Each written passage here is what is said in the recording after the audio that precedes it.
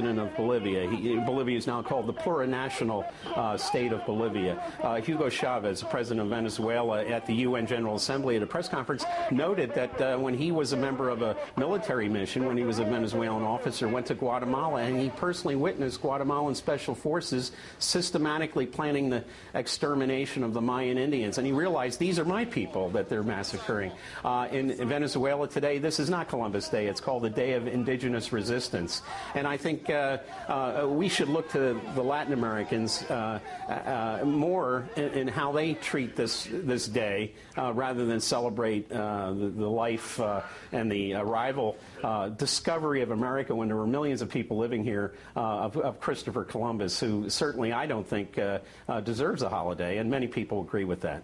And what about Colombia? Does Colombia have some ties to Christopher Columbus? Well, Colombia is, of course, named after Columbus, and when you look at most of the Latin American countries, Colombia today is basically a narco-fascist state where President Obama is planning on establishing 7 military bases. Basically, the FARC rebel group gets a lot of its support from the indigenous population, and they have been massacred systematically by the right-wing paramilitaries who have been linked to President Uribe of Colombia. Well, it's certainly an interesting thing to think about how much of this holiday has been commercialized and how much of it has to really do with history. But, Kevin, for now, it's back to you. Yeah, there's certainly food for thought, isn't it? Pretty sure to talking to investigative journalist, RT contributor Wayne Madsen there. Always something interesting that Wayne's got to tell us, isn't it? Thanks very much. Yeah, so that's just another video clip just telling you how many people are aware of the fact of this tyrant, this devil, Christopher Columbus, coming over here to the Americas, which I said earlier, stated earlier that in Revelation, the 20th chapter, that's that beast that was bound for 1,000 years that was loose for a short season. And it started with him. He was a key name, all right? So we got one more. Now this right here is video on, this is from the Huffington Post. And basically, there's claims that Christopher Columbus is a so-called Jew. All right?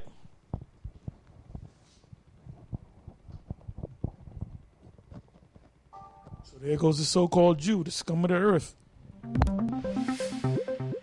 I'm Megan Murphy for the Huffington Post. Was Christopher Columbus secretly Jewish, exploring the seas for a new home for his people? The Daily Mail reports. Scholars have claimed there is compelling evidence that suggests Christopher Columbus was secretly Jewish and that he hid his true faith to survive the Spanish Inquisition.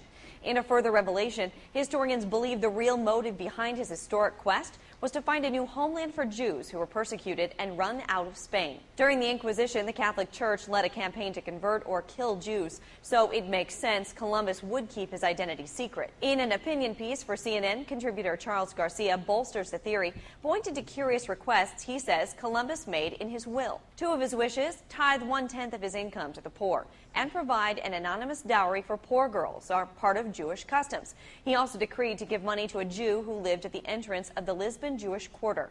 On those documents, Columbus used a triangular signature of dots and letters that resembled inscriptions found on gravestones of Jewish cemeteries in Spain. He ordered his heirs to use the signature in perpetuity. The History Channel has taken hold of this idea as well. Maximilian de Lafayette claims that Columbus's shipmate, Pedro Gutierrez, reported him to the Inquisition after hearing Columbus describe the lights in the sky as resembling the Jewish menorah. De Lafayette says there are secret records of Columbus's persecution. They're just locked up tight in the Vatican. For the Huffington Post, I'm Megan Murphy.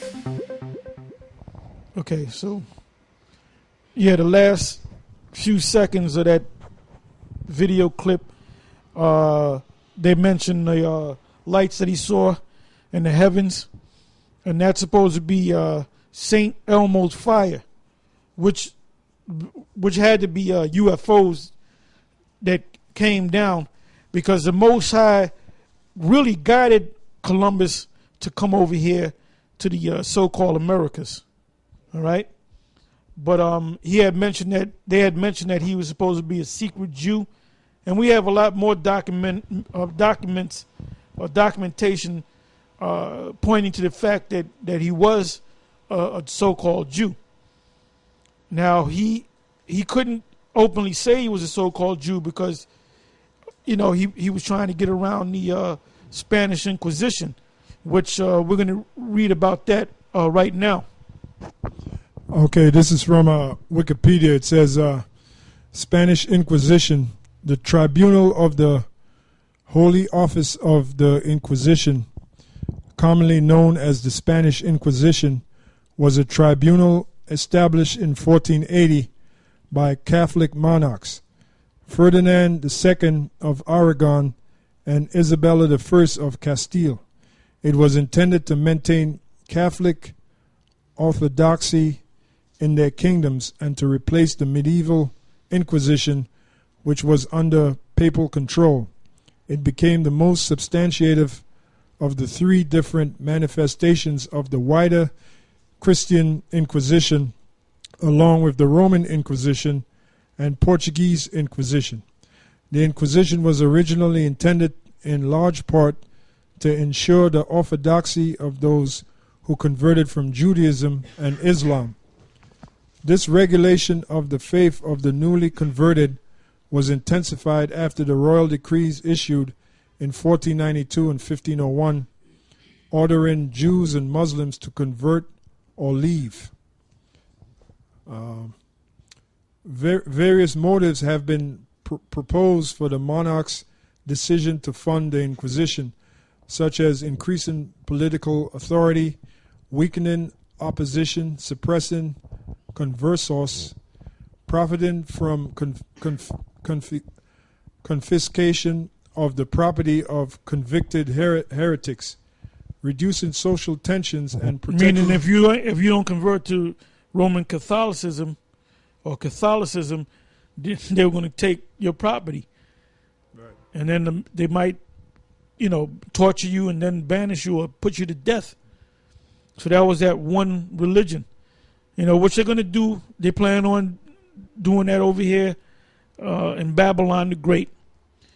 You know, one system, you know, which, you know, goes hand in hand with the mark of the beast. Because there's going to be one way to live. You know, do it their way or die, you know? Reducing social tensions and protecting the kingdom from the danger of a fifth column. Now jump down to torture. Yeah, go ahead. This is the book of Job, chapter 24, verse 1. Why seeing times are not hidden from the Almighty, do they that know him not see his days?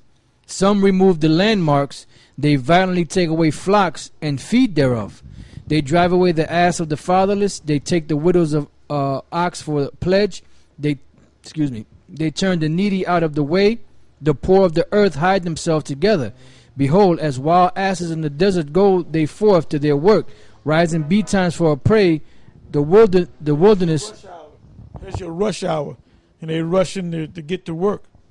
It says, the wilderness yieldeth food for them and for their children. They reap every one his corn in the field, and they gather the vintage of the wicked. They cause the naked to lodge without clothing, that they have no covering in the cold. They are wet with the showers of the mountains, and embrace the rock for want of a shelter. They pluck the fatherless from the breast, and take a pledge of the poor. They cause them to go naked without clothing, and they take away the sheaf from the hungry, which make oil within their walls, and tread their winepresses, and suffer thirst. Men groan from out of the city, and the soul of the wounded crieth out, yet the Most High layeth not folly to them. You know, like Elder Torah was saying, you know, they took everybody's stuff, you know. All right, go ahead, Art. This is under the section called torture. It says, as with all European tribunals of the time, torture was employed. The Spanish Inquisition, however, engaged in it far less often and with greater care than other courts. Historian Henry Kamen contends that some popular accounts of the Inquisition, those that describe scenes of uncontrolled sadistic torture, are not based in truth. Kamen argues that... They're trying... Come on, man. Yeah. The fucking devil. They were nice when they were torturing people. Yeah. They're humane. This is a humane form of torture. The devil always tries to water shit down. Kamen argues that torture was only ever used to elicit information or confession, not as a punitive punishment. Today they call it enhanced interrogation. You don't know, we're just going to interrogate the guy. You know, the enhanced form. That means they're going to torture your ass. Yeah. Modern scholars have determined that torture was used in 2% of the cases, and in less than 1% of the cases was it used